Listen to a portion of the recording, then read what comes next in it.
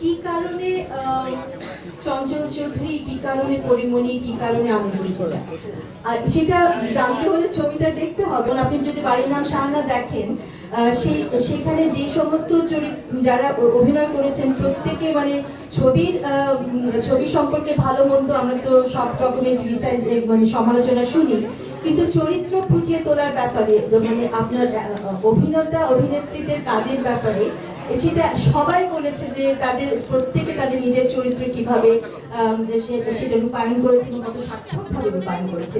তো ওইভাবে আমার মাথায় থাকে, যেমন আননের যে চরিত্রটা, সেটাও কেন আননকে আমি নিয়েছি বা ভেবেছি সেটা একটা কারণ আছে। এবং প্রত্যেকটা আমরা যখন একসঙ্গে ছবিটা বানাতে পারবো, আপনারা দেখবেন, আপনারা তখন বলবেন যে হ্যাঁ এখানে চঞ্চল ছাড়া হতো না, বা হ্যাঁ এটা পরিমণি ছাড়া হতো না, বা আনন্দ ছাড়া হতো না, বা অর্ক ছাড়া হতো না। এটা আমার কাছে খুব জরুরি, কারণ আমাদের দেশে অনেক অভিনেতা অভিনেত্রী আছেন, তারা অনেক দুর্দান্ত অভিনেতা অভিনেত্রী আছেন এবং তাদের নিজেদের ক্ষেত্রে তারা খুব ভালো, কিন্তু যেভাবে একটা চরিত্র ভাবা হয়, সেই চরিত্রের গেট আপ বলেন, সেই চরিত্রের চলন বলেন, সেই চরিত্রের গঠন বলেন, সেই চরিত্রের পারিপার্শ্বিক তার যে সচেতনতা বলেন, সেইটা মনস্তাত্ত্বিক যে সচেতনতা বলেন, সেটা খুব দরকার আছে।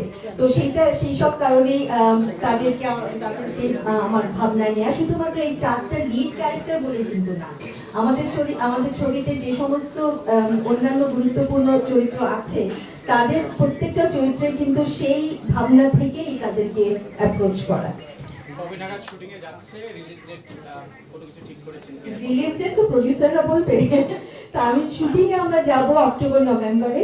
তো আমরা সেপ্টেম্বর অক্টোবর থেকে আমরা মানে সবার আপনার স্কেডিউল অনুযায়ী আমরা রিহার্সাল শুরু করব। তো নভেম্বরে এন্ড অফ অক্টোবর থেকে নভেম্বরতে আমরা শুটিং করব।